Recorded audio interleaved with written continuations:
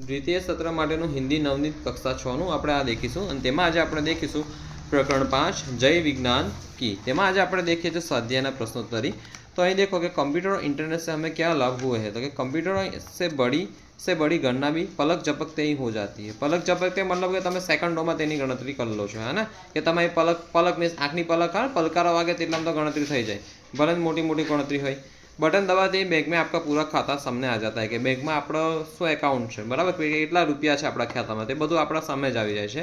घर बैठे रेलवे और हवाई सफ़र के टिकट बुक करा सकते हैं। એટલે ઘરે બેઠા બેઠા જ આપણે રેલવે છે તેમજ આપણે એરોપ્લેન છે તેની ટિકિટ આપણે बुक करावी શકીએ છે। घर बैठे मुद्रण कार्य किया जा सकता है। मुद्रण कार्य किया जा सकता है। घर बैठा જ આ બધા કાર્યો ઘર બેઠા થઈ શકે છે। घरे बैठा बैठा આપણે કોઈને પૈસા મોકલવા હોય, કોઈની પાસે પૈસા મંગાવવા હોય તો થઈ શકે છે। सेना, शिक्षा आदि तमाम क्षेत्रों में कंप्यूटर का उपयोग वरदान सिद्ध हुआ है ना। आर्मी है, एजुकेशन है, शिक्षा मीन्स के दरेक क्षेत्रों में कंप्यूटर उपयोग वरदान साबित थयो छे। हवे इंटरनेट जानकारी भंडार है, इंटरनेट जानकारी का भंडार है। इसमें किसी भी क्षेत्र से संबंधित पूरी और प्रामाणिक जानकारी मिल सकती है। हाँ, इंटरनेट लगतु है, बराबर। फिर आप समय और शक्ति की बचत कैसे होती है कि कंप्यूटर जैसे वैज्ञानिक उपकरण के प्रयोग से समय और शक्ति की बचत होती है। तमारे लांबी गणतरी करो, मोटी गणतरी તમે જાતે કરવા બેઠો તો એને મિનિટો લાગી જાય, પણ તમે કમ્પ્યુટરમાં ફક્ત એક જ ક્લિકમાં કરો, સેકન્ડમાં પલકારા ઝબકતા થઈ જાય। किन उपकरणों के माध्यम से संदेशा व्यवहार हो सकता है कि संदेशा व्यवहार कया उपकरणों माध्यम थी थई सके छे, कया साधनों माध्यम थी थई सके छे कि टेलीफोन है, मोबाइल है, फैक्स है, है ना। तो टेलीफोन, मोबाइल, फैक्स जैसे उपकरणों के माध्यम से संदेशा व्यवहार हो सकता है। हम धरती पर सुख सुविधाएं कैसे निर्माण करेंगे। तो हम विज्ञान के नए नए उपकरणों का सही उपयोग कर धरती पर सुख सुविधाओं का निर्माण करेंगे कि विज्ञान जे पण नवा नवा साधनों है तेनो साचो उपयोग करीने, बराबर उपयोग करीने धरती पर सुख सुविधाओं निर्माण करीशुं। क्या करने से हम दुनिया में यश पा सकते हैं। शू करवाथी आपणे दुनिया में यश कीर्ति पामी सकीए छीए। तो कि हम पिछड़ेपन को छोड़कर, पछातपणा पिछड़ेपण छोड़ देने समय के साथ आगे बढ़े, समय साथ आगे बढ़िए तो दुनिया में यश पा सकते हैं। ओके, तुम्हें विज्ञान का कौन सा आविष्कार सबसे अच्छा लगता है, क्यों। तो कि नाना छोकरा एमने टीवी देखવાનું વધારે ગમે, અત્યારના છોકરાઓને ટીવી કરતા વધારે મોબાઈલ गमे, है ना। हमें टेलीविज़न का आविष्कार सबसे अच्छा लगता है क्योंकि यहाँ तरह तरह से हमारा मनोरंजन करता है और नई नई जानकारियाँ भी देता, मनोरंजन पण करे छे ने जानकारियाँ पण आपे छे। आ थई गया तमारे एक एक मार्क्सना प्रश्नों जे तमारे यूनिट टेस्ट में पूछाई सके छे, परीक्षामां पण पूछाशे। हवे आपणे एने विशेष प्रश्नोत्तरीना विकल्प देखीशुं। जय जवान जय किसान, यह क्या है। तो यह एक नारा है। यह एक क्या है, नारा है। सिलसिला शब्द का अर्थ क्या है। तो क्रम। शू अर्थ है सिलसिला शब्द नो, क्रम। शू अर्थ है, क्रम। विज्ञान ने किसका जादू दिखाया। तो विज्ञान ने विकास का जादू दिखाया है। मानव शब्द का विरुद्धार्थी शब्द दानव, है ना। मानव तो के दानव। विज्ञान ने किसका जादू दिखाया है तो के विकास का।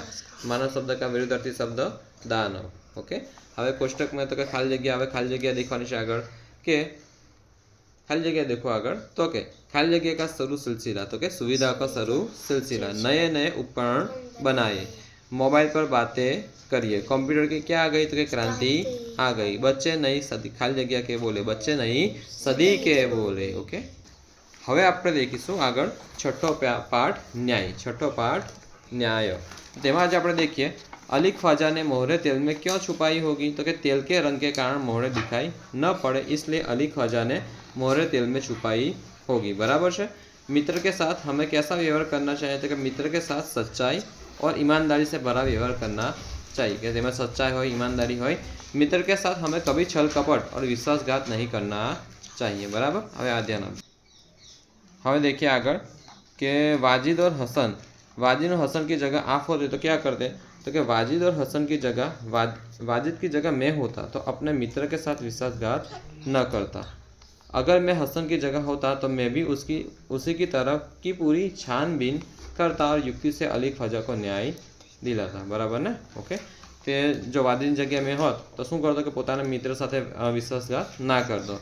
ने जो हसननी जगह हूँ होत तो शू करतो तो कि तेनी रीते घटनानी पूरी छानबीन करतो, एटले तपास करतो अने युक्ति से, कोई युक्ति प्रवृत्तिथी अली ख्वाजाने न्याय अपावता, बराबर है।